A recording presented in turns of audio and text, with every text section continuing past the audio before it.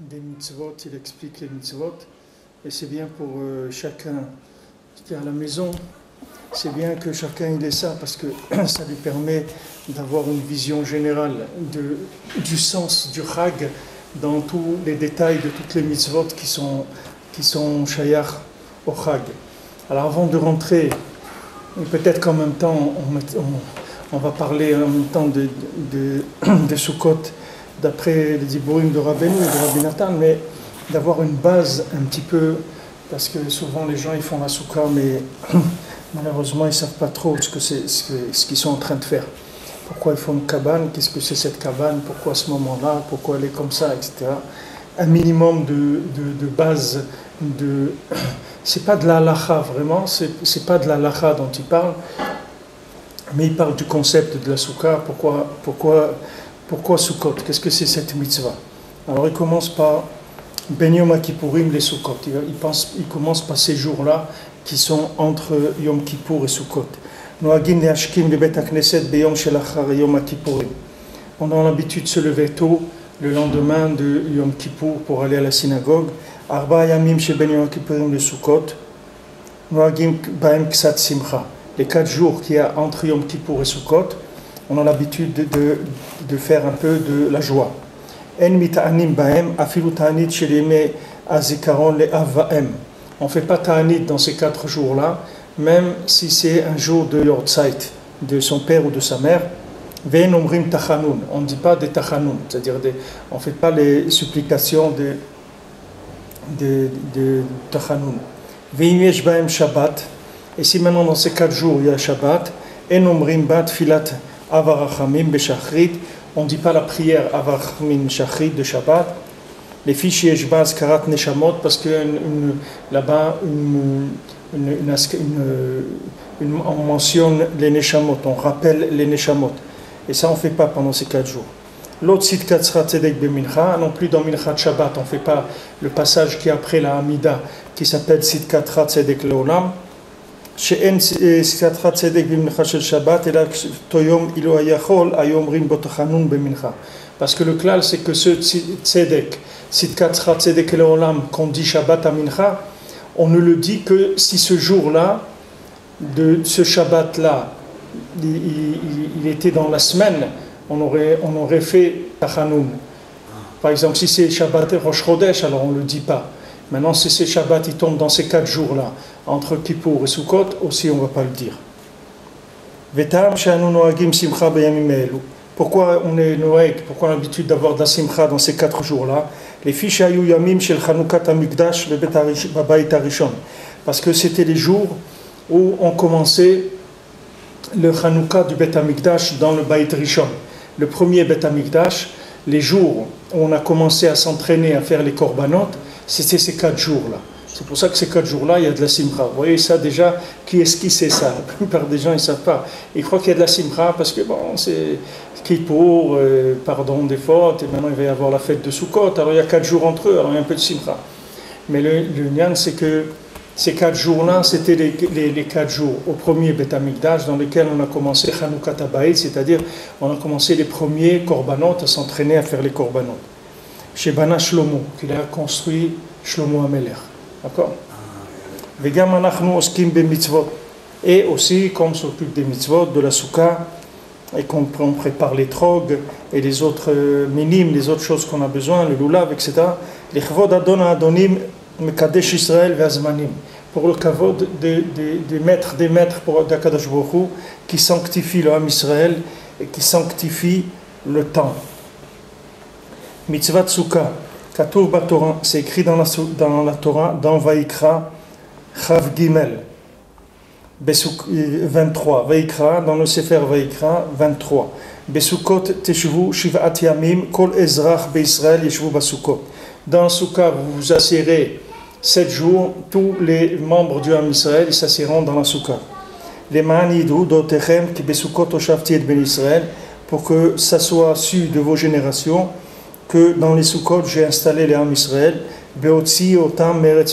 quand je les ai fait sortir d'Égypte. Pasak mehem ha-she'bud. 6 mois avant que le Ham Israël soit sorti d'Égypte, le she'bud, l'esclavage s'est arrêté. Donc quand on est sorti, c'était en Nissan. 6 mois avant, ça s'est arrêté l'esclavage. On n'est pas sorti esclave. On a eu 6 mois d'interruption. D'abord 6 mois on était libre et à la fin de ces 6 mois on est sorti. והיו יושבים בבתיהם אשר במצרים בוטחים ושלווים ובתיהם מלאים כל טוב. Et ils étaient installés, les Juifs, dans leur maison en Égypte, qu'ils étaient tranquilles, ils étaient en paix, et leur maison était pleine de tout ce qu'il y avait de meilleur. Ils étaient bien, ils vivaient bien, l'esclavage était terminé, maintenant ils étaient installés chez eux, ils vivaient bien. שהיו המצרים מבקשים קרבתם של ישראל. Parce que maintenant les Égyptiens, 6 mois avant la sortie d'Égypte, ils demandaient l'amitié des Juifs. Ils cherchaient à être amis avec les Juifs. Et ils leur donnaient tout ce qu'il y avait de bon. Même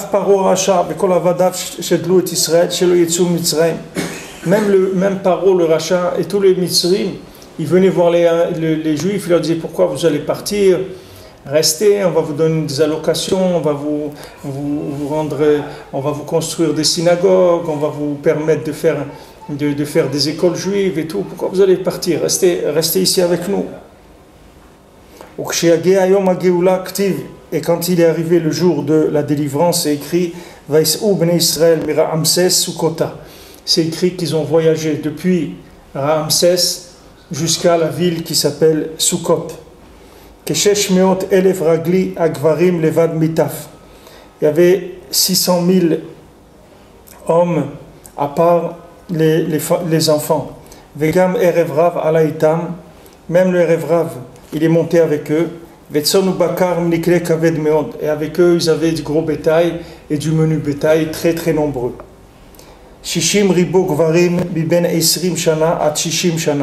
Il y avait 600 000 hommes de 20 à 60 ans. D'accord? Entre 20 et 60 ans, il y avait 600 000 hommes qui sont sortis.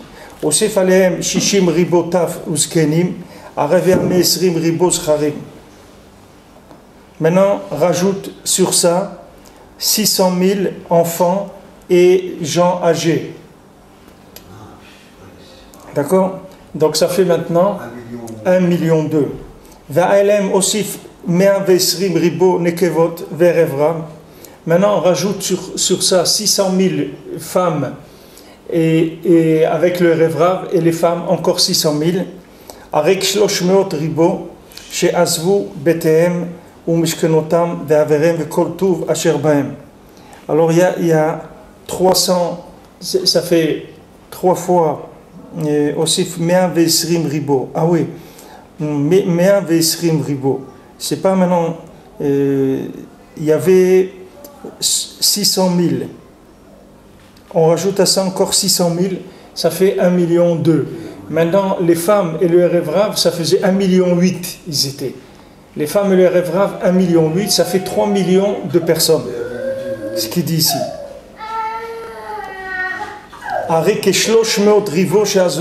Vous avez 3 millions de gens qui ont quitté leur maison, leur quartier, leur ville et tout ce qu'ils avaient de bien. Et ils ont suivi Hachem dans le désert dans lequel il n'y a pas de maison. Vélo tsel, il n'y a pas de maison, il n'y a pas d'ombre. Vélo ochel, et il n'y avait pas de manger. Donc vous avez 3 millions de personnes qui sont parties à l'aventure totale. C'est-à-dire, c'est pas maintenant, ils ne sont pas sortis maintenant, comme on dit, et de toute façon, qu'est-ce qu'ils pouvaient faire? Ils étaient esclaves, et maintenant c'est bien qu'ils sont sortis de l'esclavage. Non, ils n'étaient plus esclaves, ça faisait 6 mois qu'ils étaient installés, qu'ils avaient leur maison, qu'ils étaient bien. Et en plus, ils avaient les Égyptiens et Paro qui leur faisaient des propositions qui étaient très alléchantes pour rester en Égypte parce qu'ils ont senti qu'ils avaient fait une gaffe énorme de vouloir se débarrasser du Ham Israël. Et maintenant, ils faisaient tout ce qu'ils pouvaient pour les retenir, avec de l'argent, avec des cadeaux, avec de l'honneur, avec tout ce qu'ils peuvent avoir besoin. Ils disent, nous, on vous donne tout, restez, on vous donne tout ce que vous avez besoin. Vous allez aller dans le désert comme ça, nous, on vous donne ici, regardez, vous êtes là, vous parlez la langue, vous êtes installés, etc. On vous donne tout. Ils ont essayé de les retenir. 3 millions de personnes qui sont parties, 600 000 hommes, 600 000 enfants, 1,2 million de femmes et Erevra. Ça fait en tout 1,8 million de femmes et de Erevra. Ça fait en tout 3 millions de personnes qui sont parties à l'aventure totale. C'est-à-dire qui ont laissé une vie, qui ont laissé une affaire qui tournait. C'est pas maintenant, ils n'avaient rien, ils étaient à la rue, et de toute façon, Baruch Hashem qui sont partis parce qu'ils étaient esclaves. Ils n'étaient pas esclaves, ils étaient installés, ils avaient des propositions très alléchantes, et très... Ils ont dit tout ça, on laisse, on part. Où vous partez, on ne sait pas. Dans un endroit, il dit ici, il n'y a pas d'ombre, il n'y a pas de maison, il n'y a pas de manger, il n'y a pas d'eau. Amidbar Agadol Vanora, le désert grand et redoutable. C'est-à-dire, c'est rentrer dans un... On ne peut pas imaginer ce que ça veut dire. On ne peut pas imaginer, personne ne peut imaginer ce que ça veut dire. Même quelqu'un qui monte en Israël, comme est monté le père de Rav Nachman Roussicher à la Vachalom, il est monté en Israël, il avait un petit sac en plastique comme ça, c'est tout ce qu'il avait. Quand Rav Nachman il a vu, il a dit, regarde, qu'est-ce que c'est un Yid, comment il monte en Eretz Israël. Même quelqu'un qui vit en Israël sans rien, et c'est pas qu'il avait un compte en banque où il faisait virer ni les euros, ni les dollars, ni rien du tout. C'est des gens, ils n'avaient rien du tout, ils avaient difficilement, ils ont pu payer le voyage, et ils venaient ici avec un petit sac, avec le talit et les tefilines, c'est tout. Ils n'avaient rien du tout. Même ça, c'est rien du tout par rapport à ça. Parce que quand il vient ici, il y a d'autres ides, il y a un truc, il peut aller, il y a un endroit, il peut se faire inviter pour Shabbat, il peut se mettre sous un toit, s'il pleut, il peut trouver un verre d'eau à boire. Là, il n'y avait rien. C'est rentrer dans un désert et dit Gadol Venora, redoutable. Il n'y a rien à manger, il n'y a pas de maison, il n'y a pas de manger, il n'y a pas d'eau, il n'y a rien. On va à l'aventure totale, 3 millions de personnes à pied comme ça. Avec des enfants, des femmes, des enfants, des vieux. Il y avait juste 600 000 qui avaient de 20 à 60 ans. Tout le reste, c'était au moins de 20 ans, au plus de 60 ans, ou des femmes, des enfants et des rêvera. Nachash, Saraf, Akrav, là-bas, qu'est-ce qu'il y a il y a des serpents, il y a des scorpions, toutes sortes de reptiles. Velo Sha'alu et Terkohem, Ayet Evienu.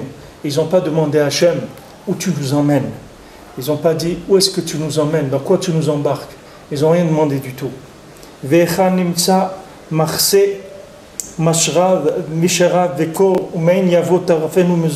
n'ont pas demandé où on va trouver des limites, où on va trouver des parois pour se protéger du vent chaud qu'il y a dans le désert, Vekor et du froid.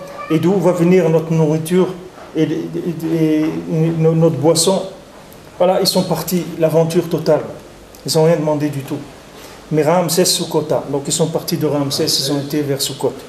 Mais Ramsès, les Sukkot, 120 000. Il y a entre Ramsès et Sukkot 120 000. Qu'est-ce que c'est 120 000? C'est 3 jours de marche d'une personne normale. Donc si on prend une personne normale, elle marche 6 km à l'heure. Donc si on fait 120 000, disons combien ça, 120 km, je ne sais pas, il y a plusieurs déotes dans ces 1000. Quelle est la mesure exacte de 1000? 1000, c'est moins d'un mètre. 180. Hein? Non, c'est moins d'un mètre, non? Non, 1000, c'est un kilomètre, c'est proche d'un kilomètre. Un mile, c'est 1,6, je crois. Ah, oui. 1000, il y a deux avis. Il y a un qui dit 960 mètres et un qui dit 1152 mètres. D'accord? Ou 960, disons, on va faire moyen 1 kilomètre. Donc il y avait comme distance entre Ramsès et Sukkot, il y avait 120 km de distance. C'est 3 jours de marche pour une personne moyenne. Kal vachomer l'État vezaken af im kol hakvoda shel akhu itam. Maintenant, plus forte raison avec des enfants et des personnes âgées, avec tout ce qu'ils ont emporté avec eux, ils ont pris des affaires, ils ont pris ce qu'ils pouvaient prendre. Shiva yamim ou yoter, c'est-à-dire qu'il faut compter 7 jours ou plus pour faire cette distance-là de 120 km. Ils sont arrivés à Sukkot le même jour, en moins d'une heure. 120 km. Le même jour, moins d'une heure, ils se trouvent là-bas. Kadavar shekatuv, vaïsa etrem kanfen esharim. Je vais vous élever, je vais vous porter sur les ailes d'un aigle. C'est comme ça, alors, il dit ici, les lamdecha shekola oler b'derech Hashem, que pour t'enseigner que tout celui qui va dans les chemins d'Hachem, vesam alav miftacho, et qui met vers Hachem sa confiance, en akadosh baruch hu ozvo, Hachem il l'abandonne pas, umar eo nifleotav, et il lui montre ses merveilles. Maintenant, on a étudié ça de jeudi soir sur le cours pour Yom Kippour, où là-bas Rabbi Nathan il rapporte ce lien-là de l'aigle, et il dit que l'aigle c'est le principe du renouvellement, c'est-à-dire l'aigle ça représente la fuite, la fuite de la notion du temps, la fuite de la lourdeur du temps. C'est ça le principe de l'aigle. Alors maintenant il explique Rabbi Nathan là-bas que le tikkun de Yom Kippourim, c'est que dans notre corps on a 365 nerfs. D'accord, on a 248 membres et Shisa Gidin, on a 365 nerfs. Qu'est-ce que c'est ces nerfs-là? Ces nerfs, c'est le système nerveux dans lequel va circuler l'énergie du Ben Adam. Maintenant, les Maasé, pourquoi il y a 365 nerfs? Parce que toute la notion du temps de chaque individu, elle dépend de la qualité de la circulation de l'énergie dans son système nerveux. C'est ça qui lui fait son appréciation du temps. Si quelqu'un maintenant, quand on rentre dans Yom Kippour, qu'est-ce qu'il fait Yom Kippour? Hachem il nous met au-dessus du temps. Quand il nous met au-dessus du temps, ça nous pardonne toutes nos avérotes. Parce que toutes les avérotes qu'on a faites, c'est rien que dans le temps. Si on n'était pas plongé dans le temps, on n'aurait jamais fait d'avéra. Rabbeinu dit, si tu te retiens un petit peu, tu vas voir que l'avéra, tu ne vas pas la faire. Tu as envie de faire un lachon hara, tu dis d'accord, je vais le faire dans 5 minutes, tu vas voir que tu ne vas pas le faire. Parce que l'envie de faire la lachon hara, elle est maintenant, c'est tout. Comme quelqu'un, il a très envie de manger, tu vois qu'il va attendre un petit peu, il va oublier Bichlal qu'il voulait manger. Il dit, mais j'avais très faim. Toutes les tentations de ce monde, elles sont liées avec le temps. Parce que le Yetzer Hara, il est entièrement dans le temps. Donc maintenant, tout ce qui a sali notre système nerveux, c'est quand on a voulu profiter du temps et on a tiré du plaisir des choses qui étaient temporelles, des choses qui étaient dans ce monde, dans le temps.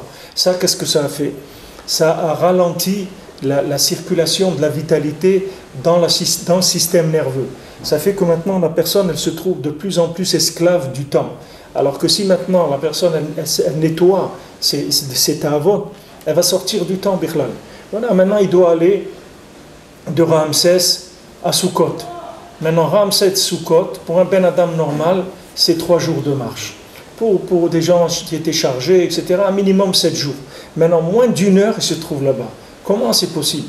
Parce qu'il a dit, je vous ai mis sur les ailes de l'aigle. Ça veut dire que je vous ai fait sortir de la notion de temps dans laquelle vous étiez.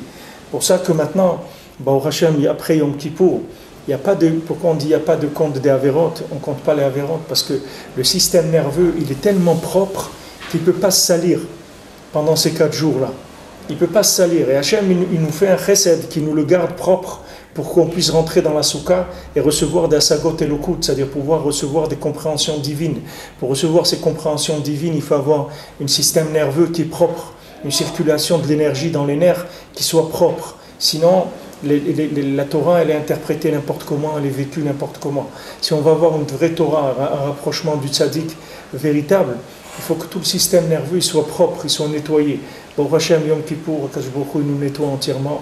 On met des habits blancs, comme l'a dit Rabbi Nathan, on est blanchi de toutes nos fautes. C'est-à-dire, Beikar, qu'est-ce que c'est nos fautes? C'est que les fautes, elles ont alourdi la circulation de l'énergie dans le système nerveux. Alors la personne, elle est très très lente dans ses réactions par rapport à la Kedusha, par rapport à la compréhension de la Torah. Maintenant, quelqu'un qui a fait Yom Kippour, maintenant il commence à essayer d'entretenir, de faire de l'entretien de son système nerveux pour ne pas retomber. Et pendant ces 4 jours-là, Baruch Hashem, il y a une bracha extraordinaire, puisque comme il nous a dit, c'était les 4 jours où Shlomo HaMelech il a commencé le travail du Beth HaMikdash. C'est là où les 4 jours, pendant ils ont commencé les premiers korbanot et tout, c'était, comme il dit, c'était Chanukah Habayit, c'était de l'entraînement pour commencer le Beth HaMikdash. Donc ces 4 jours-là, ils ont une très grande kedusha.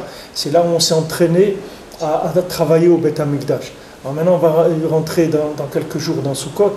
Ces 4 jours-là, ils nous permettent de nous maintenir en forme et de faire les mitzvot qu'il y a à faire pour pouvoir entrer dans la Soukha et recevoir des asagot et l'okut, c'est-à-dire des concepts divins. C'est ça la préparation. Des concepts divins, il y en a dans le monde, il y en a autant qu'on veut. Le problème, c'est que nous, on n'est pas capable de les comprendre, de les recevoir. Le problème, c'est que le keli, le récipient, il n'est pas propre. Bon, Hachem Yom Kippour, tout est effacé, tout est nettoyé, on repart sur une base, on met les compteurs à zéro, on repart complètement à zéro. Non, ça va nous permettre de sortir du temps. Il faut rester en dehors du temps. Il faut se maintenir en dehors du temps. Il faut savoir que chaque avéra, elle va nous faire tomber dans le temps. Chaque avéra, elle va nous faire nous soumettre à du temps. Le temps de la parnassa, le temps de la nourriture, le temps des ta'avot, de toutes les ta'avot de ce monde. Chaque fois qu'il y a une avéra, on tombe sous le temps. C'est-à-dire on tombe sous l'emprise du temps. Et après, pour sortir, ça demande beaucoup de tchouva, beaucoup de supplications à Hachem. Alors avant que quelqu'un il fasse une avéra, qui pense qu'est-ce que ça va lui coûter, c'est pas uniquement maintenant qu'il a fait quelque chose contre la volonté d'Hachem, c'est que maintenant lui-même il se met dans un ralentissement de son système énergétique, de son système vital, qui va lui permettre qu'après, quand il veut faire une mitzvah, il veut prier, tout c'est lourd, tout est lourd, tout est dur, tout tourne au ralenti parce que il a son système d'énergie qui est abîmé. Baruch Hashem, Yom Kippour, on a nettoyé. Hashem nous a dit Ve'essa etrem al kanfei nesharim. Je vais vous porter sur les aigles sur les ailes de l'aigle. Je vais vous porter sur les ailes de l'aigle. C'est là-dessus que ça veut dire que je vais vous faire entrer dans un principe qui est complètement au-dessus du temps. Si vous me suivez, tout le temps que vous voyez dans le monde, c'est pas pour vous. C'est pas vos critères de vie comme le temps moyen de ce qu'il faut pour une personne, pour comprendre un texte, ou pour gagner sa vie, ou pour enfanter, ou pour déménager, ou pour monter en Israël, ou pour faire tchouva, ou pour n'importe quoi. Tout ça, toutes les données que vous voyez qui sont les données dans le temps, ne regardez pas ça parce que c'est pas pour vous. Moi, je vais vous mettre je vais vous faire résider dans une région du monde, dans une région spirituelle, où il y a une accélération du temps de façon extraordinaire. Pour passer de 7 jours, il dit plus que 7 jours, qui fait 7 jours, ça fait combien? Ça fait 168 heures. De 168 heures à 1 heure, regardez l'accélération que c'est. Regardez l'accélération que c'est. Ils sont moins d'1 heure. Sha'akala, dans la halacha, si on va d'après l'expression qu'il dit ici, Sha'akala, c'est l'expression de la halacha, c'est 20 minutes. Sha'akala. Dans la halacha, quand on dit Sha'akala, c'est 20 minutes. C'est-à-dire une petite heure. Une heure légère, c'est 20 minutes. Voilà, de 20 minutes, alors qu'on avait 168 heures. Pour un Ben Adam normal, il faut 168 heures pour faire ça. Maintenant, pour un Ben Adam qui va dans le DR d'Hachem, qui reste dans le renouveau, c'est-à-dire qui conserve la pureté de son système nerveux, ce Ben Adam-là, en 20 minutes, il fait que quelqu'un, il faut 168 heures. Donc, il y a quelqu'un, il travaille, c'est la moyenne du travail, 160 heures par mois. 160 heures par mois, c'est 4 semaines de 40 heures. Oui. C'est ce qui travaillent les gens 5 jours par semaine, 8 heures, ça fait 40 heures par semaine. Par mois, ça fait 160 heures. Un Ben Adam qui va dans le Derer d'Hachem, en 20 minutes, il a la parnassa pour le mois. Il n'a pas besoin de plus que ça. Alors les gens ils disent, mais comment c'est possible? Mais regarde, voilà comment c'est possible. Voilà que c'est possible. Tu vois bien que voilà, ça c'est quelque chose qui s'est passé, qui se passe encore tous les jours. Ça ne s'est pas passé qu'à ce moment-là. C'est passé dans tous les gens qui sont rentrés dans ce système-là d'accélération du temps. C'est pour ça qu'il y a 365 nerfs dans le corps. Parce que chacun est dépendant d'un jour. Maintenant, comme ça circule là-dedans, ça vous donne la qualité du jour. Tu peux avoir un jour qui est le jour le plus long, il peut avoir le jour le plus court. Ça dépend de la qualité de la circulation d'énergie dans les nerfs, dans le système nerveux.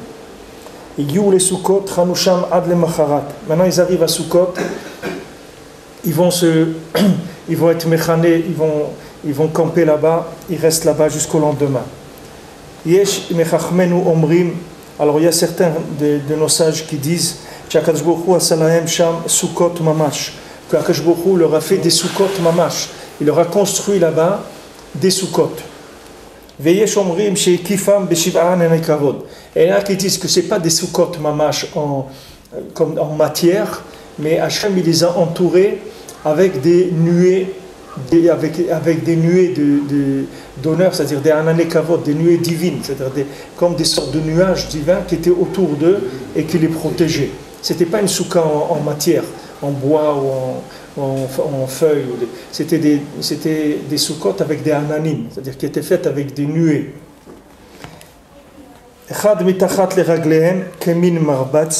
Alors ils avaient un nuage, une nuée sous leurs pieds, comme un tapis.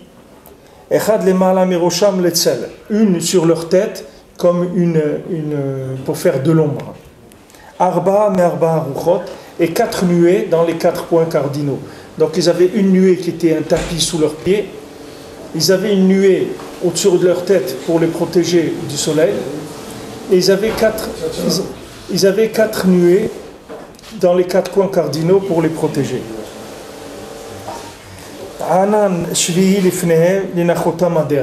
Et ils avaient un septième anan, une septième nuée pour leur montrer le chemin. Encore, vous avez un en dessous, un dessus, 4 sur les côtés et un devant pour montrer la route. Et Kol Israël yashvu besouka achat. Tout l'âme Israël, il était dans une seule souka. C'était pas que chacun il avait une souka. C'était une seule souka pour tout l'âme Israël. Soukat Anane Kavod. Elle s'appelait Soukat Anane Kavod. C'était ça la souka. Ve'elu divrei Elokim Chaim. Maintenant, d'après les deux avis des Chachamim, que ce soit ceux qui disent que maintenant Hachem il leur a fait des soukot mamash en matière comme nous on fait la souka aujourd'hui, ou d'après ceux qui disent que non, ce n'était pas des soukot en matière, c'était des soukot en nuée, en nuage. Les deux c'est vrai. Trila salahem soukot mamash. Au début Hachem il leur a fait des soukot en matière mamash. Ou beschar she'azvu betehem b'Mitzrayim ve'yashvu besoukot aray ve'lo ragnu achare Elokehem. Maintenant le fait que maintenant ils sont sortis d'Égypte et ils ont laissé, comme on a dit, tout le bien d'Égypte, ils ont laissé, puisque ça faisait 6 mois, comme on a dit avant, qu'ils n'étaient plus esclaves, qu'ils étaient bien installés, qu'ils avaient des propositions très, très bien de Paro, des Égyptiens, ils leur donnaient de la bracha sans arrêt, ils leur donnaient beaucoup de choses, et ils ont dit non, on part. Combien? 3 millions de personnes qui partent. Ils partent à l'aventure totale dans le désert, avec le froid, le chaud, les scorpions, tout. Ils laissent tout ça, ils partent. Hachem, il leur fait des soukot en matière. Maintenant, par le srar qu'ils ont quitté, ils ont quitté, et par le srar aussi, par le salaire, ils n'ont pas posé de questions, ils n'ont pas râlé, ils n'ont pas dit ouais mais comment on va faire, ils n'ont rien demandé du tout. Ils sont partis, c'est tout, sans demander ni qu'est-ce qu'on va manger, ni qu'est-ce qu'on va boire, ni on va dormir, ni rien. Ils n'ont pas posé de questions. Par le fait qu'il y a eu ça, alors Hachem, il leur a donné d'abord des soukot en matière, et après il leur a enlevé ces soukot en matière, il leur a donné des soukot complètement nuées. C'était plus des soukot matériels, c'était mamash des nuées qui les entouraient. De tous les côtés, ils étaient entourés par ces nuées-là, qui étaient mamash une présence d'Hachem, sous la forme de ces nuées-là. Yesh mefarshim ki besukot hoshavti. Il y en a qui expliquent que ce qui est écrit Besukot Hoshavti, que dans des Sukot j'ai installé le Ham Israël, Bekol Arbaim Shana Shayu Bamidbar Blo Yishuv Benachala. Tous les 40 ans qu'ils étaient dans le désert sans être installés dans un endroit qu'ils ont hérité, Vetzivanu Lizkor Zot Beboenu Leretz Noshevet Ubatim Leim Kotuv. Akadosh Baruch Hu nous a ordonné de nous rappeler de ça quand on est venu s'installer dans la terre. Nous, Baruch Hashem, on est là. Il y a des maisons qui sont pleines de tout le bien. les bal yarum levavo lomar kochiv otsem yadi asari et achayel azeh. Pour pas que son cœur il se lève et commence à dire moi j'ai réussi, moi je me suis construit une maison, moi je me suis fait ça. Hachem il dit je t'ai pris, je t'ai sorti d'Égypte comme rien, t'avais rien du tout, t'es sorti sans rien. Voilà, n'oublie jamais ça, que tu es sorti sans rien. Comme je racontais déjà une fois il y avait quelqu'un qui travaillait dans une usine de fromage en France. Et cette usine, c'était un juif qui fait du fromage kasher. L'usine, elle appartient à un goy. Alors ce goy, dans son usine, il avait un tableau. Après, il a refait toute l'usine à neuf, changé complètement. Et le même tableau, il l'a remis dans son bureau. Et qu'est-ce qu'il y avait dans ce tableau? Il y avait un mur. Et sur le mur, il y avait une tortue qui était posée sur le mur. Alors, le juif, il vient, il demande au goy, il dit « Monsieur, qu'est-ce qui représente pour vous tellement ce tableau que vous l'avez amené de toute l'usine, vous l'avez refait à neuf et ce tableau, vous l'avez remis ?» Alors le gars lui a dit, je suis étonné que vous, un homme qui est de Torah et tout, vous me posez une question comme ça, mais je vais vous répondre. Il dit, moi je viens d'une famille humble, il dit, une famille simple où on n'avait pas de moyens. Et Dieu il m'a donné une bénédiction dans ma vie, j'ai réussi, j'ai des usines, etc. Il me dit, maintenant, vous voyez cette tortue, elle est posée en haut du mur. Une tortue, jamais elle peut monter sur un mur. Elle ne peut pas grimper une tortue. Il dit, s'il y a quelqu'un qui l'a mise là. Il dit, pour pas que j'oublie, pour jamais de ma vie j'oublie que c'est Hachem qui m'a donné ce que j'ai aujourd'hui. Alors j'ai ce tableau en face de moi tout le temps. Je regarde la tortue pour savoir que moi aussi je suis comme une tortue. Jamais j'aurais pu grimper. C'est Hachem qui m'a donné ça. Alors maintenant, l'union de la soukha, c'est ça. Chacun, on le fait sortir de sa maison pour qu'ils se disent, regarde les chassadim, qu'est-ce qu'Hachem m'a donné. Bon, Hachem il a donné un Israël, bon, Hachem il a donné une maison, bon, Hachem il a donné ça. Regarde les chassadim d'Akadosh Baruch Hu. Qu'on n'oublie pas ça. Il ne faut pas croire que, comme on dit, j'ai réussi, j'ai bien réussi, j'ai travaillé, j'ai réussi, j'ai fait. Il faut essayer de nettoyer ces concepts-là. Et la soukha, c'est un des moments où on peut arriver à avoir cette asaga-là, commencer au moins avec ça. Comme il dit Rabbi Nathan, combien de tfilotes, il dit bien que Béhémet, il dit j'ai honte de prier pour l'orgueil, parce que quelqu'un comme moi, comment il peut avoir même pas penser à avoir de l'orgueil. Mais malheureusement, il dit que j'ai de l'orgueil et tout, je suis obligé de faire des tfilotes sur ça. Il dit normalement, je ne devrais même pas avoir besoin de prier pour ça, parce que ce n'est pas shayach libre. Quelqu'un que le Rebbe il a sorti d'où il a sorti, qu'est-ce qu'il va avoir de l'orgueil? Malheureusement, il se passe ce qui se passe. Alors ces mitzvot-là, cette mitzvah-là de Soukha, de sortir, c'est pour se rappeler de ça. Alors maintenant, il y a d'autres qui expliquent qu'est-ce que ça veut dire que j'ai installé le Ham Israël dans la Soukha.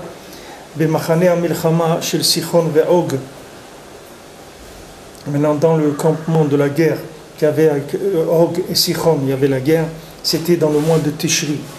Et chez Yoshua ben Nun, aussi, c'était avec la guerre avec Yoshua ben Nun.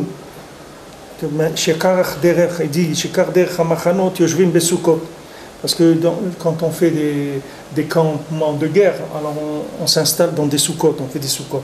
Le man yidhu kili haaretz ve'ani kavashtiya lifnehem keshechanu basukot ve'ikaimu mitzvat atluyim ba. Maintenant, Akadosh Baruch Hu dit, pour que vous sachiez, quand vous avez fait la guerre, quand Yoshua ben Nun a fait la guerre avec Og et Sichon pour gagner, pour entrer en Eretz Israël, alors il dit comment c'était le camp de la guerre. C'était des soukottes comme ça, pour les soldats, etc. Il dit voilà, vous allez dans les soukottes pour vous rappeler qu'un jour vous avez été en guerre avec Og et Sichon et c'est moi qui ai fait la guerre pour vous, c'est moi qui vous ai fait gagner. Et que vous rentrez maintenant en Eretz Israël, que vous soyez Mekayem, les mitzvot d'Eretz Israël. C'est moi qui vous ai amené. Donc ça c'est une deuxième explication que les Chazal disent sur ça. Alors il dit Sukkot velo batim. יכול היה הקדוש ברוך הוא לעשות נס לצוואותם להושיבם בית גם במדבר. הקדוש ברוך הוא, il aurait pu faire des maisons même dans le midbar. Pour Hachem, c'est pas un problème de faire avec toutes les plaies qu'il a fait en Égypte et tout. Maintenant, au lieu de faire des soukot ou des anané kavod, qu'il fasse des maisons comme ça, comme on dit, clé en main, que la maison elle soit là toute prête, c'est pas un problème pour Hachem de faire ça. כשם שעשה להם נס בהושיבם בסוכות ובהקיפם בעננים. הפלא מהשם דבר, אז כשהשם ידקו s'étonner, אלא לכך הושיבם בסוכות בדירות ארעי.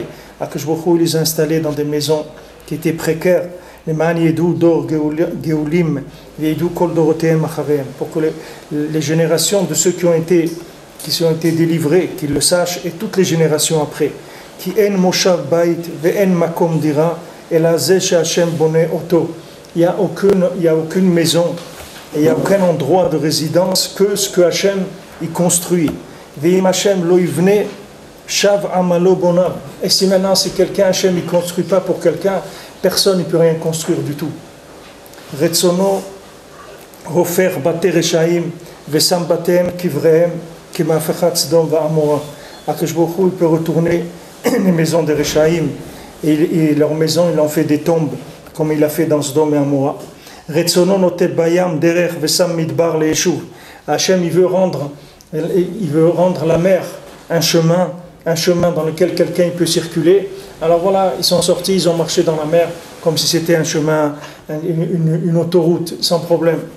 Vesam bamidbar leeshuv. Akadosh Baruch Hu, il rend le désert un endroit habité. Va'anane shamayim marsem mata. Et Akadosh Baruch Hu, il met des nuées pour protéger de la pluie. Paro ve'kol ha'amot kifei olam hayu be'ota sha'a yoter mikol ha'amim. Maintenant Paro et son peuple, c'était la nation la plus forte du monde qu'il y avait à ce moment-là. C'était la nation la plus puissante qu'il y avait dans le monde. Ashirim hayu ve'chazakim ve'yitechu berov oshram ve'itgayu be'gvuratam. Ils étaient riches, ils étaient forts, et ils avaient confiance dans leur richesse et dans leur force. Ve'uvlu lahem et Pitom et Ramsès, ils se sont construits des villes de Pitom et Ramsès. Va'amru ish lo yavo bigvulenu vegam ish lo yetse mitchumenu. Il y a personne qui rentrera dans nos limites, et il y a personne qui sortira. Aussi comme Rabbeinu il rapporte ça aussi, il y a un Sipurim Asiyot où Rabbeinu rapporte ce là qu'ils ont construit une ville où là-bas personne ne pouvait rentrer, personne ne voulait sortir. Il y avait autour des quoi? Des tranchées, des tromontes, des tranchées d'eau, des tranchées d'eau, qu'il n'y avait pas de possibilité de rentrer ou de sortir. C'était fermé. Oui, des chomotes, mais derrière les chomotes, il y avait de l'eau. C'est une île. Hein? C'est une île. Comme une île. Ils ont fait, mais ce n'était pas une île, mais ils ont fait pour se protéger, que personne ne rentre, personne ne sort. Lanu, hayeor, veulekonu, azanu, fanosotanu. Dit le yeor, c'est à nous. Et c'est lui, c'est notre divinité, c'est lui qui nous donne la parnassa, c'est lui qui nous donne tout. Dans tout à eux, c'est-à-dire qu'ils avaient leur Dieu aussi, il était dans leur territoire à eux, il faisait partie de leur vie à eux. Ata yadati amru mitrila lo haya eved yechol livroach mitzrayim. Au début, il n'y avait pas un seul esclave qui pouvait sortir d'Égypte. Shaita sgura ou mesugeret, c'était fermé complètement. Ve'arshav otzi shishim ribo bnei adam mitzrayim. Et maintenant, Akadosh Baruch Hu, il a fait sortir 600 000 hommes, et bien 3 millions de personnes, il les a fait sortir de là-bas. D'un endroit où on dit il n'y a personne qui rentre, personne ne rentre, personne ne sort. Hachem, il fait sortir 3 millions des hommes, des femmes, des enfants, les rêverables, des vieux, tout ça, 3 millions en tout, il les fait sortir de cet endroit. Vegam Israël, chez Beoto Ador, Kvar Rafim Hayou Bemunatam. Maintenant, les Bnei Israël de cette génération, leur émouna, elle était déjà faible à cette époque. Et ils étaient enfouis déjà dans les 49 portes d'Atouma d'Égypte. Et ils pensaient que les guerriers, c'est eux qui ont la force, et les riches, c'est en eux qu'il faut faire confiance parce qu'ils ont le pouvoir. Et ceux qui ont la force, ils ont le pouvoir. L'Obikshu Israël, maintenant, qu'est-ce qu'ils cherchaient les Juifs? Enlève-nous ce paquet-là de l'esclavage et qu'on devienne tous comme des Égyptiens, c'est tout, qu'on vive bien. C'est tout ce qu'ils voulaient. Ils étaient dans 49, ça c'est 49 ports de la Touma. Où est-ce qu'on est, nous? Ça c'était des tzadikim, ces gens-là. Ceux qui pensaient comme ça. Si tu les amènes aujourd'hui, ça devient des Admourim du Dieu Israël. C'était des grands tzadikim, ils étaient rien que dans 49e porte de Touma. Nous, la 50e porte, ça fait longtemps que... Bien Éden pour eux. Pour qui, eux? Pour eux, pour Mais c'est des grands tzadikim. Ouais, il y a 7, il dit de Yoshua ben Levi, quand ils l'ont fait voir le Gan Eden, il y avait 7 palais dans le Gan Eden, et l'un des palais, c'est les Yotzei Mitzrayim. Parce qu'ils sont sortis, ils sont sortis sans rien. C'est ça les Kohar qu'ils ont, c'est qu'ils ont laissé, ils étaient installés, ils avaient tout, alors qu'ils étaient faibles dans la Emouna. Ils avaient baissé des gens dans la Emouna. Il faut savoir que même quand on parle, eux, ils étaient faibles dans la Emouna, que par rapport à nous aujourd'hui, c'est des mains minimes, par rapport à nous, c'est des mains minimes 100%, ça n'a rien à voir avec nous. Tout ça, c'est des dougmantes, c'est des exemples de générations qui étaient beaucoup plus avantagées que nous, c'est-à-dire qui étaient beaucoup plus élevées que nous. Nous, le fait qu'on est descendu, qu'on a passé la 50e porte, toutes ces choses-là, elles ont complètement perdu leur sens par rapport à ce que nous, on vit aujourd'hui. C'est autre chose. As Shamar HaKadosh Baruch Hu Avtachato l'Avraham Yitzhak veYaakov Avotehem. HaKadosh Baruch Hu, il a conservé ce qu'il avait promis aux Avot. Ve'otziam miMitzrayim beKoach Gadol. Il les a fait sortir d'Égypte avec une grande force. Ve'ichabsem ve'itaarem eto Avotehem. HaKadosh Baruch Hu les a lavés et les a purifiés de ce qu'ils avaient de dégoûtant. Ve'yara lahem et yad Hashem amoshia ve'agoelet. Il leur a montré la main d'Hashem qui délivre et qui fait sortir. Shei nedrei bakoach yoter mikol adirei hakoach baolam. Il a montré que la main d'Hachem, elle a une force beaucoup plus que toutes les puissances du monde. Tekifei olam ishberu lifnei Israël. Les plus forts du monde, ils sont cassés devant l'homme Israël. Vegam kol itanei ateva nichneu milifneim. Tous aussi les géants de la nature, c'est-à-dire toutes les puissances de la nature, toute la puissance du monde. C'est-à-dire que même les règles de la nature, qui sont des puissances, puisqu'elles sont installées, l'eau, le feu, le soleil, la lune, les animaux, ça tout, Hachem, il a tout cassé devant le Ham Israël. Vekol kach lama, pourquoi Hachem, il a fait tellement que dès le lamdam, shirpu mikol umanut hahevel, vitrasku bemunat Hachem levado. Et que pour leur dire qu'ils arrêtent toutes les mounotes de Hevel, qu'ils arrêtent de croire dans toutes les mounotes de bêtises et qu'ils sont trazek dans Emunat Hashem seulement. Hayeor, Eno Elokim, le Yeor, c'est pas une divinité. Shekvar Ekao Hashem ve'afach meyamav ledam. Akash Baruch Hu lui a donné un coup, ça y est, c'est devenu du sang. Si c'était un Dieu, pourquoi il est devenu du sang? Si c'était une puissance divine, si elle avait une cohort de coups, pourquoi elle s'est transformée en sang?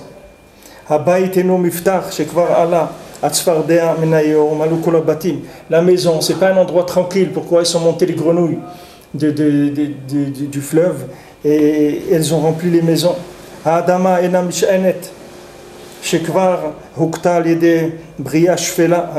terre, elle n'a pas de quoi. Voilà une petite bria, des poux comme ça, tellement petites choses.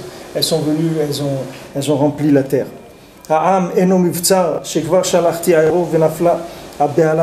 Qu'est-ce que c'est le peuple? Tu crois que toute la nation c'est un quoi? Voilà, j'ai envoyé des bêtes sauvages, tout le monde a commencé à trembler, à avoir peur. Maintenant le troupeau, c'est pas non plus un siman de puissance. Voilà, Hachem il a envoyé sa main, tout le troupeau il est tombé. Oneg en bo mamash, le plaisir, il n'y a rien dedans. Il y a de la poussière qui est sortie de la main de Moshe. Vayach beshrin beisureh charpa et kol Mitzrayim.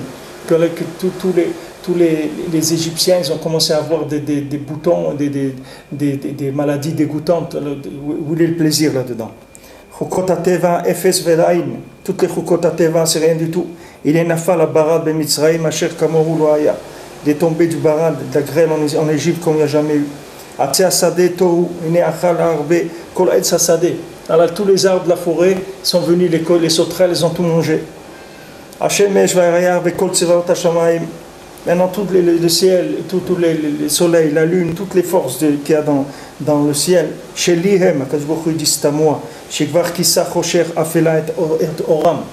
Akash Baruch Hu il a fait couvrir, il a mis l'obscurité totale en Égypte. Vaimash Chosher. C'est-à-dire que le Chosher, c'était de la matière en Égypte. C'est pas avec de la lumière. C'est pas que Hachem il a enlevé la lumière. Hachem il a mis de l'obscurité. C'est-à-dire il a mis une matière qui a rendu le monde obscur, que les gens ne pouvaient même pas bouger, parce que l'obscurité, elle était matérielle. C'est une matière noire qui a noirci le monde. Ce n'est pas qu'il a éteint le soleil, c'est qu'il a mis dans le monde une noirceur qui a fait que même le soleil ne sert plus à rien, parce que les gens étaient enfermés dans une noirceur qu'Hachem il a faite.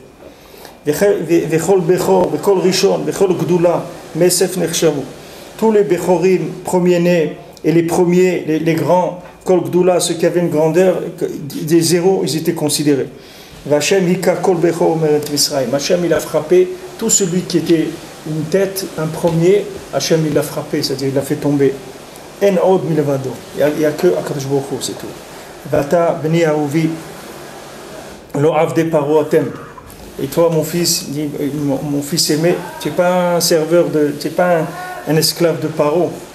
Velo avadim le kol elehem, mais tu n'es pas un esclave de tous les avodazara des Juifs. Velo mishur badim le emunatehem. Et tu vous êtes pas soumis à la émouna des Égyptiens. Avadai atem. Vous êtes mes esclaves, c'est-à-dire mes serviteurs à moi. Veotiachem miyat paro vegalechem mikol havalav.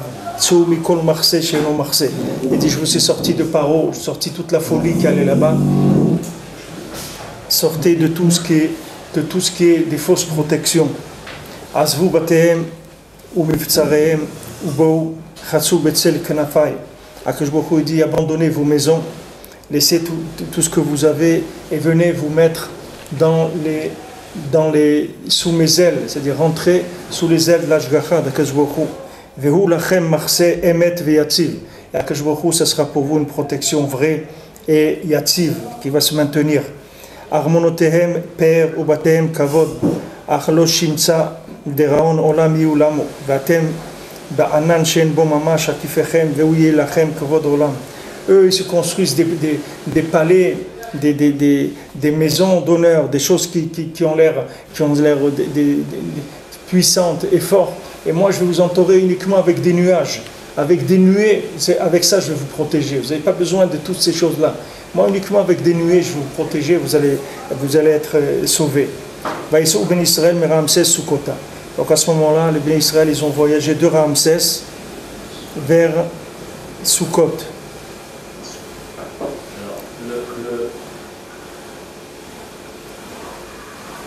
Hein?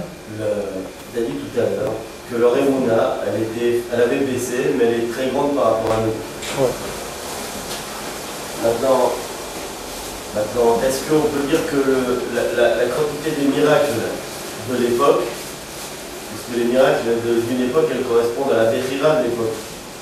Donc est-ce qu'on peut dire, pour savoir quel est leur émouna, qu'on a qu'à regarder les miracles de l'époque, et de là on peut déduire combien leur émouna était grande, puisqu'il faut quand même observer une Bechira. Vous entendez que la Bechira elle reste malgré le niveau de.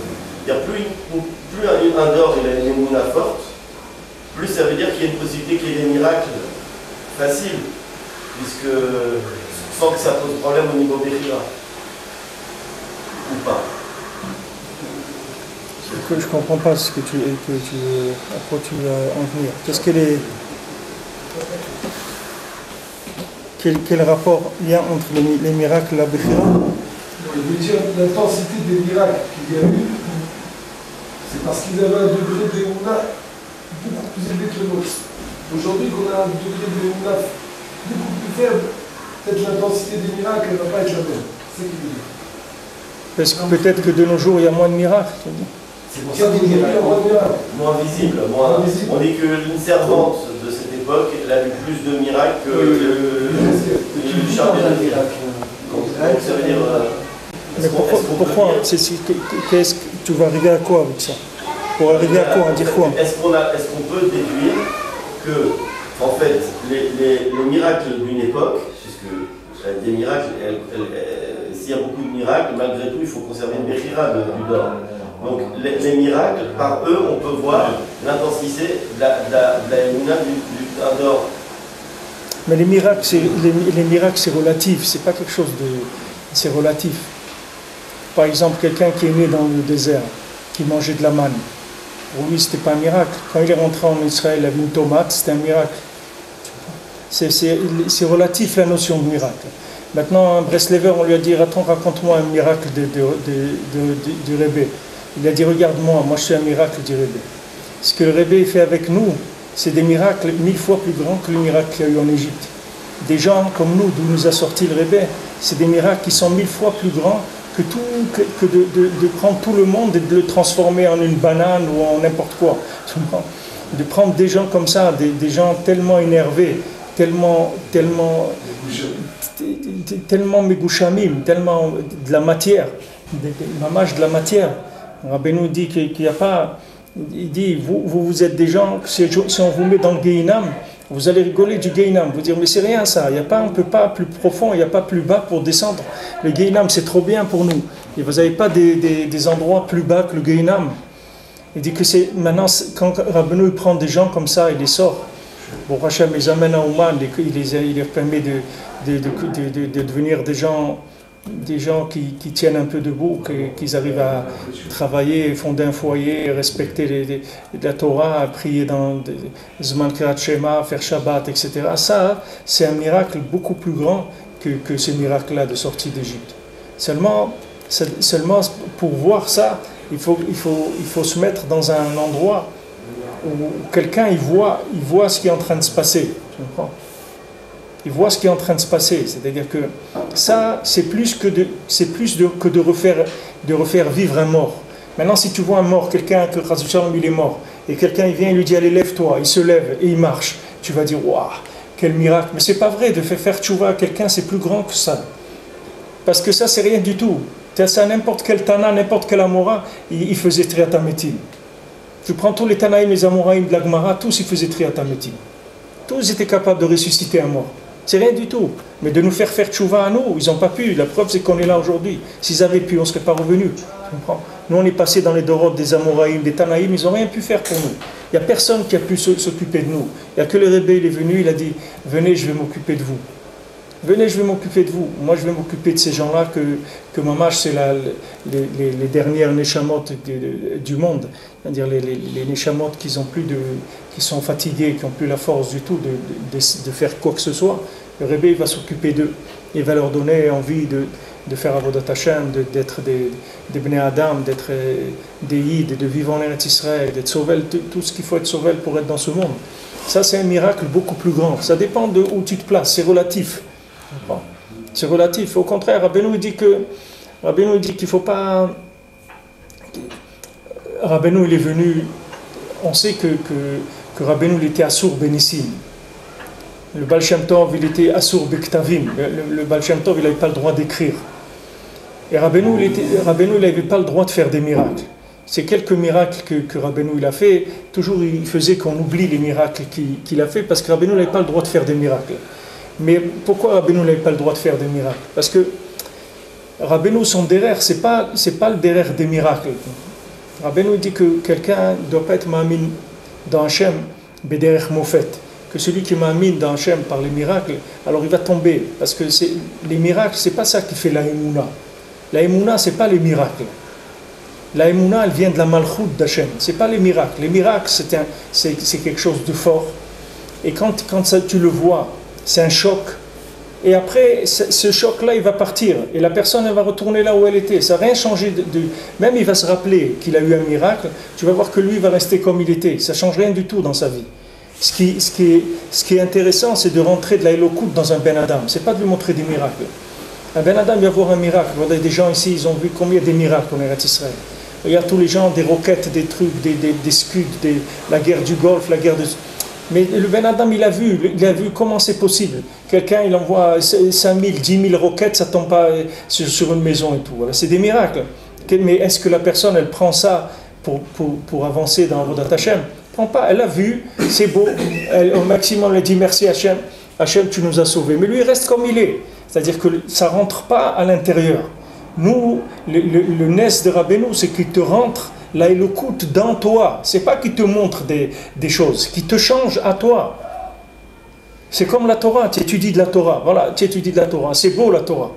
Tu dis c'est merveilleux, je vois la Torah, c'est extraordinaire et tout. Mais moi, je suis comme je suis. Mais Rabbeinu, c'est pas ça. Rabbeinu, toute la Torah qui t'enseigne, c'est rien que pour te changer.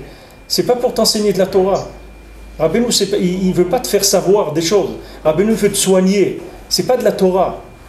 Ce n'est pas une Torah que tu vois des chidushim. Waouh, quel chidouche. Et ça, non. Alors tu as vu un chidouche après. Et toi maintenant, qu'est-ce que tu as fait avec ça? Tu es resté le même. À quoi ça te sert, c'est des chidushim de Torah? Ça ne servait à rien du tout. Au contraire, ça t'a alléché. Tu dis, waouh, c'est beau et tout. Et moi, je suis comme je suis. Ça ne me change rien du tout. Le Rebbe, il n'enseigne pas de la Torah pour te montrer des choses. Pour te montrer des choses merveilleuses. Le Rebbe, il t'enseigne une Torah qui va te soigner. Et même des fois, dans sa Torah, tu ne vas rien comprendre du tout. Et c'est pas, lui, il n'est pas intéressé parce que tu comprennes. Lui, ce qu'il veut, c'est te soigner. Il utilise la Torah pour te soigner. Ce n'est pas pour te montrer des choses. Ce n'est pas le lien c'est pas le côté, si tu veux, miraculeux qui est intéressant. Ce qui est intéressant, c'est d'arriver à changer une personne. Que personne, elle se décourage pas, que quelqu'un ne fait pas Yehush alors qu'il est dans un état catastrophique. Et il ne se décourage pas. Il dit non, Hachem il est avec moi, Hachem il m'aime. Hachem il m'aime. Regarde, Hachem il a fait Yom Kippour. Ça y est, il a été métaire, tous mes avonot, tout. Bah Hachem, Akadosh Baruch Hu, il m'aime, comme je suis même. Et tout ce que je peux essayer de faire de bien, je vais essayer de faire. Un petit peu, je vais faire encore un petit peu, je vais essayer de... Ça, c'est un S beaucoup plus grand que si tu fais des choses qui sont spectaculaires. Mais pour voir ça, il faut quelqu'un, s'il y a quelqu'un qui est en recul et qui a le da'at, alors lui il voit ça. Lui il voit quel nes c'est. Mais on dit que un Baal Nes, il est Makir Benisso. Celui qui a eu le Nes, il ne sait pas. Lui il croit. Il a rencontré quelqu'un, il a rencontré quelqu'un, il lui a parlé. Alors il a fait tchouva, il a commencé à faire Shabbat, il s'est trouvé en Eretz, il s'est marié, il vient au Oman et tout. Lui il croit qu'il vit, c'est normal. Mais il ne sait pas, derrière ça, il ne sait pas tout ce qu'il y a pour que ça se fasse. Lui il ne sait pas, il n'est pas Makir Benisso, lui il ne sait pas, lui il vit, c'est tout. Normal, j'ai pris le billet, j'ai fait ça, je me suis marié, j'ai une maison en Eretz, je vais au Kotel des fois. Lui il ne sait pas ce que ça veut dire ça. Lui il vit ça. Mais il n'est pas Makir Benisso. Il ne sait pas derrière combien ça coûte au tzadikim pour que lui, chaque pas qu'il fait en Eretz Israël, qu'il y a des gens qui payent pour ça. Ce n'est pas gratuit. Il y a derrière des forces spirituelles énormes qui sont investies pour que le Ben Adam il ait ça. Qu'est-ce que tu dis, Jacob? Ce qui nous apporte de plus grand, le tzaddik, c'est qu'il nous apprend à dessiller nos yeux pour voir des choses qu'on n'a pas l'habitude de voir, c'est-à-dire pour nous faire comprendre des miracles, choses qui nous paraissent naturelles. Après, il nous apprend à voir des messages qu'on nous envoie. Parce qu'un homme, il peut passer 70 ans de sa vie en recevant des messages. Il n'en a pas accroché un seul. Ouais. Un message, dès qu'il commence à ouvrir les yeux sur les messages, alors il s'aperçoit lui-même effectivement qu'il vit à travers de miracles. Mais avant qu'il soit avec le tzaddik, il peut avoir plein de miracles, il ne les a pas saisis. Et c'est très grave parce que quand quelqu'un ne saisit pas un miracle, même la bonté que lui fait sa femme, il ne peut même pas la saisir. Un truc naturel, c'est-à-dire quelque chose dans un degré, on dirait moindre, il n'est pas capable de le comprendre. Des notions qui viennent devant lui tous les jours, devant lui, et qu'il n'est pas capable de le saisir. Et ce qui est malheureux, c'est qu'il se lasse de tout. Il dit ça c'est rien, ça c'est rien, ça c'est rien, ça c'est rien, ça c'est rien. Mais ça, Fakol, et tout ça, c'est apprendre à une personne à saisir les messages. C'est les grands malades, et il dit Rabbi Nathan, on l'a vu dans l'écoute à la Chod, il a dit que les grands malades de nos générations, des gens qui ont été programmés dans le Brit, Bichlal, toute la Nekuda de Kesher, tout le point d'attache avec Hachem qu'ils avaient, ils l'ont détruit. C'est des gens, ils ne vivent que par des chassadim sans arrêt. Toute leur vie, c'est rien que des chassadim. Ils ne peuvent plus venir demander quoi que ce soit parce qu'ils n'ont rien. C'est des gens, ils n'ont plus rien. C'est-à-dire le moteur qui permettait de se connecter avec Hachem, ils l'ont détruit, c'est fini. Il dit, c'est rien que le tzaddik qui leur donne gratuitement, il leur redonne on a étudié ça, on a fait ce passage sur l'écouter à la porte, on a fait un Ouman. Il dit, c'est rien que le tzaddik qui leur donne un moteur de rechange. Mais ce moteur-là, il appartient au tzaddik, c'est pas à lui. Le tzaddik, il lui prête, c'est tout. Il lui prête ce moteur-là, parce que le tzaddik, en lui, il a le dépôt de toutes les neshamot d'Israël. Même quelqu'un qui a détruit complètement sa spiritualité, sa neshama, elle est toujours chez le tzaddik. Il ne peut pas détruire la partie de sa neshama qui se trouve dans le tzaddik qui est au olam. Parce que le tzaddik, il est dans un olam à tzilut, et là-bas, tu ne peux pas détruire. Donc il y a une partie de l'individu qui est toujours conservée dans les mondes supérieurs. Et le tzaddik, il alimente avec cette partie qui est là-bas. Mais lui, la partie qui est ici de fonctionnement, qu'Hachem lui a donné, il l'a détruit complètement. C'est pour ça que maintenant, la personne, elle doit vivre avec que des rachamim. C'est-à-dire toute la journée, il doit dire merci mon Dieu pour tout ce que tu me donnes, parce que c'est tout gratuit, on ne lui doit rien du tout. Rien du tout. Rien. Il a le droit à rien. Ni parnassa, ni santé, ni famille, ni maison, ni respirer, ni rigoler, ni entendre, ni voir, ni rien. Il a droit à rien du tout, il a tout détruit. Tout ce qui fait que ça marche, il a détruit. Maintenant il vient, il dit El lahem tikkun, rien qu'à l'aider des rachamim, c'est tout. Qu'un que les rachamim, c'est tout. Il vient, il dit j'ai pas le droit, c'est vrai, mais je t'en supplie, donne-moi. Donne-moi ça, je t'en supplie, donne-moi. C'est vrai, j'ai pas le droit. Il dit, je viens pas demander droit, j'ai droit à rien. Rien que je te demande, je t'en supplie, donne-moi parnassa, bechesed, donne-moi ça, bechesed. Merci pour ce que tu me donnes, merci que tu m'as donné ça. Encore un jour, tu m'as donné, encore un Yom Kippour, Baruch Hashem. J'ai pu tenir toute la journée, j'ai pas mangé, je suis pas évanoui, j'ai pu faire un peu prier un petit peu, peut-être quelques larmes, j'ai eu et tout. Tout ça, c'est des chassadim. Parce que quelqu'un qui a été pogem là-dedans, il n'a plus de possibilité, Alpi-Din Torah, il n'a plus le droit à rien. Alpi-Din Torah, le Din Torah, il marche avec cette Nekuda-là. C'est la Nekuda de la vie qu'Hachem il a donnée dans le monde. C'est Din Torah, c'est-à-dire d'après Din Torah, il n'a le droit à rien. Maintenant, le tzaddik, il le prend par des rachamim. C'est-à-dire, il vient, il obtient pour lui des rachamim. Miséricorde, on dit, bon, gratuit. On va faire gratuit. On va lui donner gratuit. Mais lui, il ne faut pas qu'il la ramène. Il ne faut vraiment pas qu'il la ramène. Il ne faut pas qu'il ouvre sa bouche parce qu'il ne faut pas qu'il se prenne à aucun moment pour quelqu'un qui a réussi quoi que ce soit. Il n'a rien réussi. C'est une réussite de la seconde, c'est tout. Elle n'a aucune garantie de continuer et de rien. C'est des chassadim, c'est tout. C'est des chassadim. Il n'y a aucun acquis. Parce que c'est des neshamot qui sont ce qu'elles sont. Il n'y a que Rabbeinu qui peut s'occuper d'eux. Il n'y a que Rabbeinu qui les prend. Personne, aucun tzaddik dans mon âme, il a voulu s'occuper d'eux. C'est normal, il dit qu'est-ce qu'il veut faire? Qu'est-ce qu'il veut faire avec ces gens-là? Qu'est-ce qu'il veut faire avec ces gens? Regarde, avec tout ça, ils râlent toute la journée, ils sont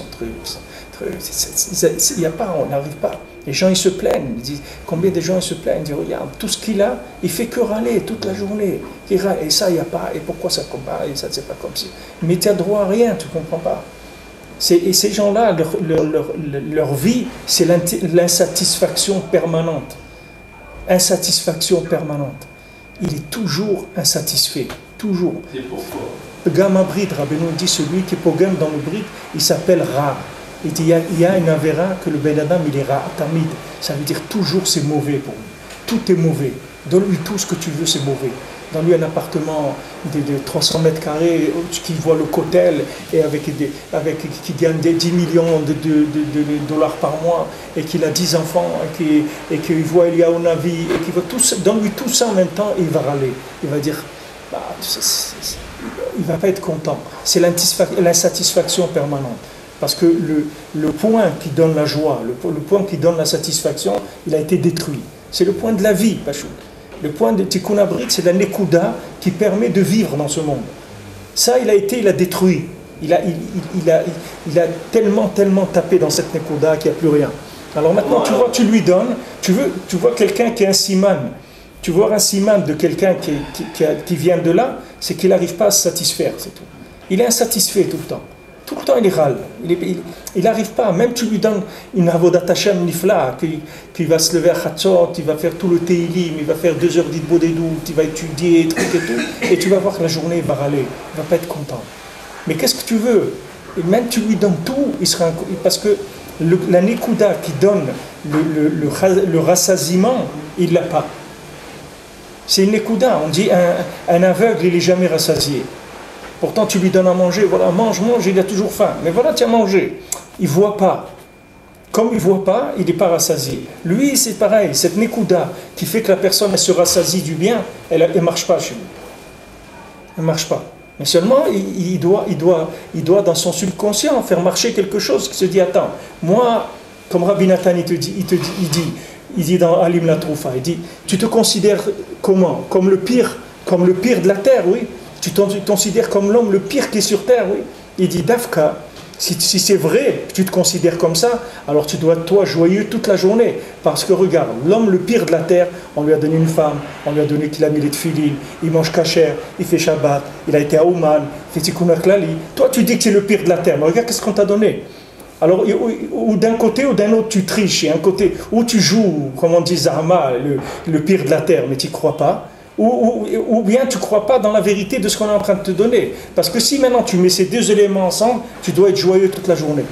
Parce que tu es quelqu'un que tu reconnais toi-même que l'homme a gué al-Khakloum. Oui, tu reconnais que normalement, rien, on ne doit rien te donner. Mais voilà, on t'a donné tout ça. Alors sois joyeux. On étudie en même temps, que d'accord, d'un côté on est les plus nuls de toutes les générations, etc., et qu'on n'a jamais été aussi nuls.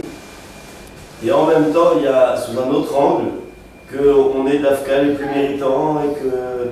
On n'est pas le méritant, on n'est plus les méritants.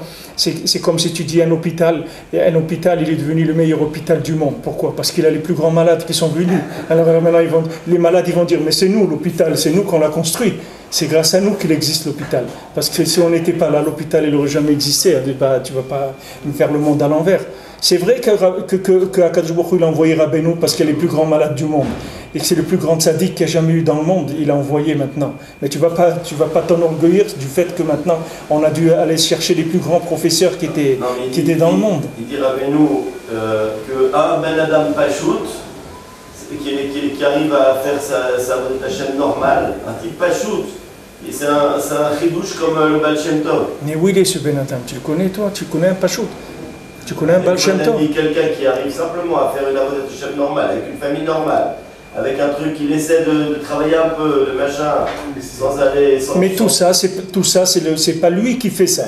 Tout ça, c'est parce qu'on lui donne de quoi faire ça. On lui donne l'énergie de quoi faire ça. Voilà, quelqu'un, il est venu à Rosh Hashanah, il est venu voir, il m'a dit, Avifra, merci, parce que bon, on l'a aidé pour venir et tout. Il m'a dit, merci que vous m'avez amené. Cette année, j'ai passé plus de jours allongés que debout. D'accord? Le père, il ne peut pas sortir du lit, c'est tout. Il est dans son lit, il ne peut pas sortir. Il ne peut pas se lever le matin. Pas la force. Il peut pas, il n'a pas la force pour sortir du lit. Pas physique. Dans la tête, pas, il est malade dans le corps, il est dans la tête. Il ne peut pas. Il n'y a rien qui lui donne envie de sortir du lit. Alors Rabbeinu, il prend quelqu'un comme ça, il l'amène à Ouman. Maintenant, après, petit à petit, il se reconstruit. On lui donne de l'énergie, Après, il arrive à tenir un petit peu debout. Mais il ne faut jamais oublier ça. Il ne faut jamais oublier d'où on est sorti, ce qu'il te dit ici. Il te dit, laisse toutes les... Ne crois pas dans tes forces à toi, ne crois pas dans toutes ces choses-là. Ne crois pas que tu as fait quelque chose. Sache que tu es sorti d'Égypte sans rien. Tu n'avais rien. Je t'ai emmené dans le désert, tu n'avais rien du tout. Et à partir de ça, je t'ai reconstruit entièrement. Le tzaddik, il te prend de rien. Tu ne peux pas venir dire, un Ben Adam Kacher dans notre Dor, il est Chidush Kol Baal Shem Tov. C'est vrai, si tu prends aujourd'hui quelqu'un qui tourne sur son circuit à lui, avec son énergie à lui, c'est un Chidush comme le Baal Shem Tov. Mais nous, on ne tourne pas avec nos fonds à nous, on tourne rien qu'avec le FMI, on tourne rien qu'avec des investissements du tzaddik. Excuse-moi, une fois j'avais dit clairement que celui qui aujourd'hui arrive à être... Non, pas de ses propres forces. Je te parle maintenant, on est tous des assistés au cas de Non, il y en a qui peut-être ne sont pas assistés. C'est très très dur d'être un Ben Adam normal. C'est très très dur d'être un Ben Adam normal qui vit normalement, qui arrive à avoir une vie simple avec une famille, qui ne divorce pas le gars, qu'il arrive à faire sa prière. Sa prière, c'est énorme de faire une prière. Etc. Rien que ça, quand tu vois que c'est même pas quoi, il y a combien de personnes qui font ça? Il n'y a même pas 1%, il n'y a même pas 1 pour 1000 qui arrivent à faire ça dans le monde. C'est-à-dire, on voit bien qu'il y a quand même si, ok, on est tous des assistés. Ok, mais c'est pas Shayach le Dibour, c'est pas toi. Non, je n'ai pas dit que c'était à toi. Alors ça y est, c'est pas Shayach de dire, tu ne vas pas dire, je suis un Chidush Kol Baal Shem Tov à son époque, c'est pas de toi que ça vient. Tu comprends? C'est pas de toi que ça vient. Donc ça y est, tu vas pas. Ça, tu peux mettre l'étiquette sur quelqu'un qui a payé le prix pour arriver à ça. Mais c'est quelqu'un qui l'a. Peut-être qu'il y en a. Tu ne connais pas tout le monde. Peut-être qu'il y en a quelques-uns. Il y a la Medvav Sadikim dans le Dor. Peut-être qu'il y a des gens que Béhémet, ils travaillent et Rabbeinu leur donne plus. Mais eux, ils travaillent déjà. Ils ont déjà le SMIC. Ils l'ont assumé déjà. Il ne parlait que de celui-là. Il ne parlait pas de tous ceux qui ont simplement une. Rabbeinu, il n'a pas parlé de. Rabbeinu, il a dit, il va venir une époque ou un lit kasher normal, ça serait un chidouche comme Baal Shem Tov. Ça veut dire qu'il n'y en aura plus, c'est tout. Tu vois des gens du Baal Shem Tov aujourd'hui. Tu vois des Baal Shem Tov dans la rue. C'est-à-dire que maintenant, Rabbeinu, il a vu que les gens qu'il allait avoir, c'est des gens qui sont très très bas. Que maintenant, un gens, à cette époque-là, un juif kasher, il serait un chidouche comme le Baal Shem Tov par rapport aux autres juifs à son époque. Mais ça ne peut pas dire que nous, on est des gens comme le Baal Shem Tov. Très très bas, c'est quand même extrêmement dur de trouver cet équilibre-là. De ni être un même si c'est extrêmement dur, mais la seule chose que tu fais, c'est que tu refuses pas, c'est tout. C'est le seul mérite que tu as, c'est que tu refuses pas et tu te révoltes pas trop. C'est-à-dire refuser, tu refuses un peu, tu te révoltes un peu, mais pas trop de manière à casser l'alimentation. Tu comprends? C'est-à-dire les rachamim, ils arrivent jusqu'à toi. C'est tout, mais tu ne peux pas maintenant parler, qu'est-ce que tu vas dire? Tu dis merci, c'est tout. Que tu vas parler de Baal Shem Tov ou de trucs. Tu dis merci de m'avoir donné ça. Mais c'est tout, tu ne peux pas amener plus que ça. Pas l'avoir refusé, c'est déjà énorme, parce que c'est rare. On dit Noach, à son époque, il était... C'est bon. Binyamin. Même ça aussi, Rav Madame Nachman dit, ça aussi c'est le tzaddik qui fait. Même ça que tu refuses pas, c'est le tzaddik aussi qui fait. C'est pas toi qui fais. C'est-à-dire on ne fait plus rien. Non, on fait plus rien. On arrive. Alors, c'est comme ça que. Différencie moi qui refuse et moi qui accepte. Ça veut dire qu'est-ce qui différencie moi qui refuse et moi qui accepte? Qu'est-ce qui fait que moi maintenant je m'attache au tzaddik, j'accepte de baisser la tête et de ne pas tout refuser? Tu n'acceptes rien du tout. Il t'envoie une lumière qui te fait comme on l'a sorti d'Égypte. Il n'y a personne qui est sorti d'Égypte. Il y a une lumière tellement forte que la personne est obligée de sortir. Le tzaddik qui te donne de la lumière tous les jours. Avec cette lumière, tu es obligé d'être ce que tu es. Tu n'as pas le choix. S'il te laisse le choix une seconde, tu vas te retrouver avec des crabes, tu vas te retrouver. Tu comprends? Et il ne te laisse pas une seconde le choix. Il t'alimente sans arrêt, avec de la lumière qui ne t'appartient pas, Bichlal.